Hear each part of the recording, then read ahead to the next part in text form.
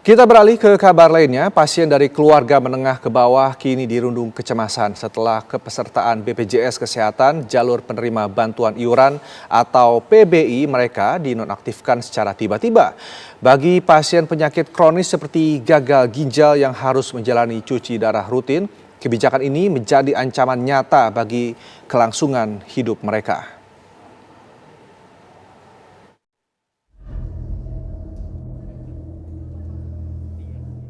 Suwandi, seorang pasien yang sehari-hari bekerja mengumpulkan barang rongsok, tak kuasa menahan sedih saat mengetahui layanan BPJS kesehatannya bermasalah. Di tengah kondisi ekonomi yang terpuruk dan tidak memiliki pekerjaan tetap, ia sangat bergantung pada kartu jaminan kesehatan dari pemerintah untuk bisa terus menjalani operasi dan juga pengobatan.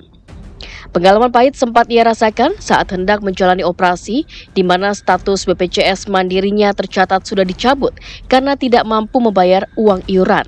Beruntung saat itu ia masih bisa tercover program pemerintah, namun kini isu penonaktifan kembali menghantuinya. Wah, ini bisa keberatan dah kalau bisa dinonaktifkan mah ya kita. Ya pengen sih kita dijalankan biasa lagi lah, kita nggak bayar gini ya. Kita cerita waktu mau operasi aja kan dulu gimana itu sampai dicabut yang BPJS yang bayar gitu tiba-tiba. Untung saya punya dari pemerintah yang KIS, nah bisa didaftarin. Ya udah ini aja mau jalan operasi. Kita untungnya aja dari pemerintah ada kartu KIS itu ya. Jadi bisa berjalan gini terus. Ya tahu sendiri kan anak-anak. Ibunya nggak kerja, tibang cuci gosok berapa. Kita udah berapa tahun nganggur begini nih gitu.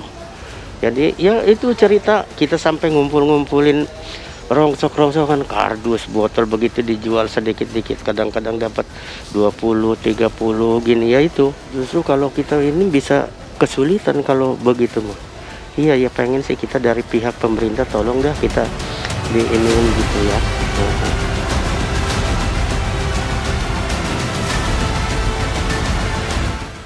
Kondisi ini juga menjadi perhatian para tenaga medis di klinik-klinik kesehatan. Dr. Farida Bunjamin, seorang dokter spesialis cuci darah, mengungkapkan bahwa meskipun saat ini pasien PBI di kliniknya masih aktif, namun potensi penonaktifan akan sangat berdampak fatal. Menurutnya, pasien kelas PBI secara ekonomi tidak akan sanggup jika harus beralih menjadi peserta mandiri dan membayar iuran bulanan. Pemerintah diminta lebih selektif dan juga mempertimbangkan aspek kemanusiaan sebelum melakukan pemutusan layanan. Memang perlu dipertimbangkan untuk penonaktifan yang PBI itu. Kalau dilihat dari mereka yang memang tidak mampu ya, karena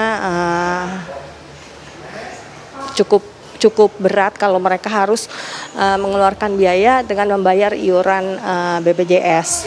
COVID kita lumayan agak banyak pasiennya, tapi karena kejadian pandemi waktu itu kita ada penurunan hampir 40% lah, jadi lumayan berdampak situ.